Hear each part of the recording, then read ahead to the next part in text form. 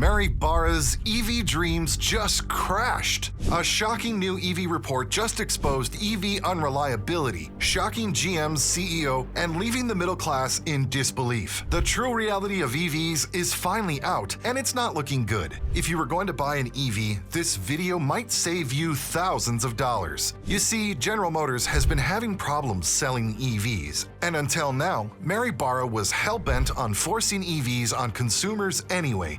But a new EV report just exposed 4 fatal issues in EVs that might hurt you badly. Is it the end for Mary Barra's EV dreams? Are those EVs a scam? And more importantly, are they even safe? In this video, I'm going to take you through 4 major red flags of EVs and why GM could be closing its doors. Here's what exactly happened. You all know about the EV hype, right? The political leaders are forcing us to buy them, and now even brands have started to abandon gas car production to convince us. But that's just one side of the story. Those silent, eco-friendly cars that are supposed to be the future are becoming a real pain in the neck. There's this new report from Consumer Reports that just exposed everything. So here's the deal. According to this report, electric vehicles have almost 80% more problems than gas-powered ones. Yes, you heard me right, 80%. On the flip side, regular hybrid cars are doing way better, with 25% fewer issues than gas cars. But how could that even be possible? EVs are newer and more advanced, right? Well, not exactly.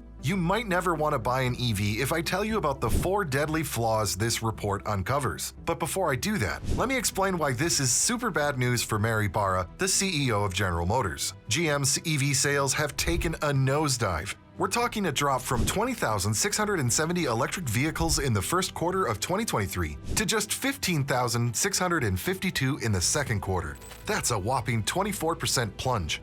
And here's the kicker. This is happening while Tesla is soaring high with 466,140 EVs sold, growing 10% quarter over quarter. It's like Tesla is sprinting ahead while GM is tripping over its own shoelaces. Now let's talk about percentages. EVs make up just 2.3% of GM's total sales. That's right, only 2.3%. That's tiny compared to the US national EV market share, which is over 7%. And now that the Biden administration has set up its new EV mandate, if Mary Barra fails to meet these EV sales targets, she'll have to pay a hefty fine to the government as well. The second quarter numbers are more than just disappointing. They're alarming for GM. While Tesla and BYD are on track to hit close to 2 million EVs each this year, GM looks like it's lagging far behind.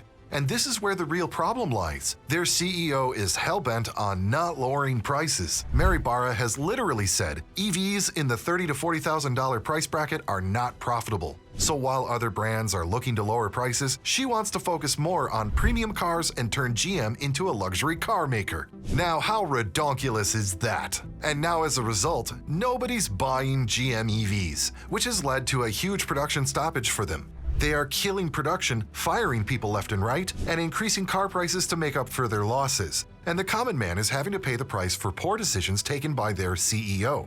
Now let's talk about the 4 major issues that you should definitely know about. First up, these EV batteries are a ticking time bomb. You might have heard about EVs going up in flames, but let's give them the benefit of the doubt and ignore that problem. Another big issue is that these batteries are super sensitive to weather.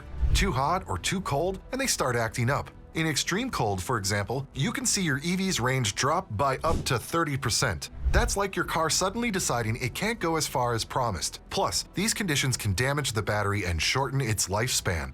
Then there's the maintenance cost. You'd think EVs would be cheaper to maintain, right? Fewer moving parts and all that jazz. But nope, the reality is a bit harsher. EV owners are finding themselves coughing up way more for upkeep than they expected. Some are paying up to $6,000 a year just for insurance. And keep in mind that the more you use your EV, the more your battery will degrade, and the cost to replace an average EV battery is more than 10,000 clams. The second major issue lies in the build quality of EVs. We all know that GM was never really known for being the quality king, but this is getting bad beyond comprehension. Customers are complaining constantly about rattling noises, poor quality fit and finish in GM's EVs, and even in their hybrid pickup trucks. And if these problems weren't enough for you, there's the whole charging fiasco. Firstly, not all of us have a charger set up at home, and even if you do, long trips on these things is full of stress. More than 40% of the charging stations don't work properly, and if you get stranded out in the middle of nowhere, then there's nothing you can do rather than asking a gas vehicle owner for help. How precious. And this simply doesn't seem practical enough if EVs are your only option.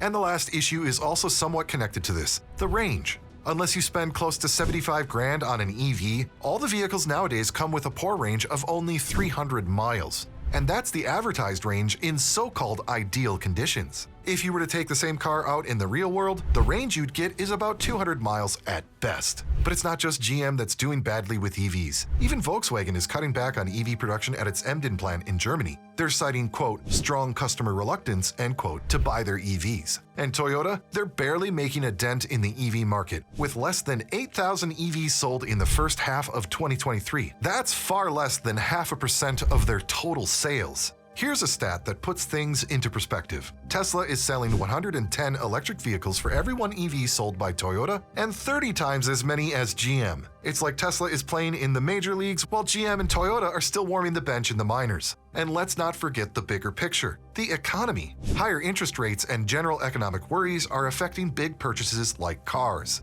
For EVs, it's even tougher with their higher costs and the public's unfamiliarity with the tech. So what is Mary Barra doing now? She's slowing down their electric car production in North America, pushing their manufacturing targets to 2025.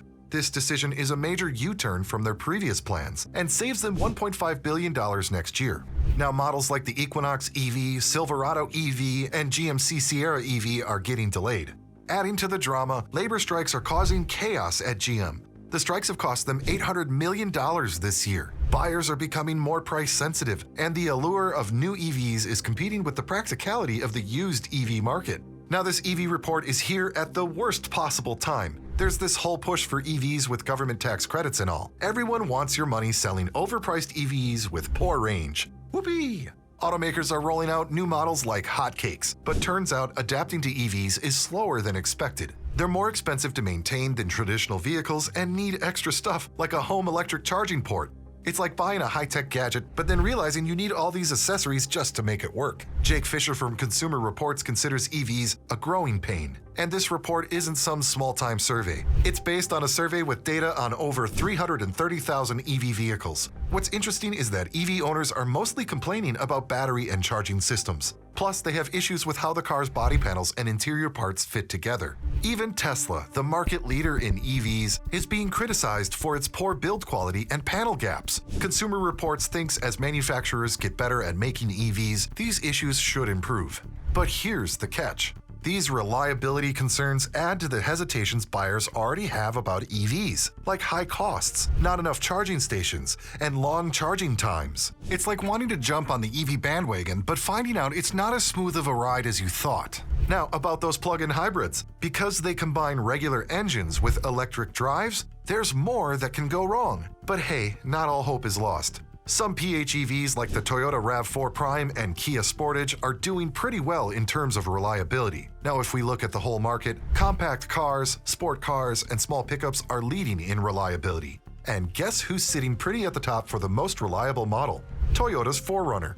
Let's check out the scoreboard for automakers. Lexus, Toyota, Mini, Acura, Honda. These guys are in the top 5 for reliability. And at the bottom, Jeep, Volkswagen, Rivian, Mercedes-Benz, and Chrysler. So despite the premium price tag, the Japanese have taken over luxury brands in terms of reliability, and that shouldn't really come as a surprise. So what's the big picture here? EVs are sort of in their awkward tween phase. Battery issues, charging headaches, fit and finish problems. The list could go on and on. So where does this leave us, the average Joe looking to maybe get an EV? Well, it's a bit of a gamble right now. Let me ask you this. Would you rather spend $60,000 on an EV that is twice as likely to break down and not even last you 5 years? Or would you buy a hybrid vehicle for $30,000? I know what I would do. Are EVs unreliable? What do you think? Let me know down in the comments below. I just uploaded a video about groundbreaking news that could hurt the entire EV industry. Do check it out if you want to be truly shocked by what's about to happen with EVs.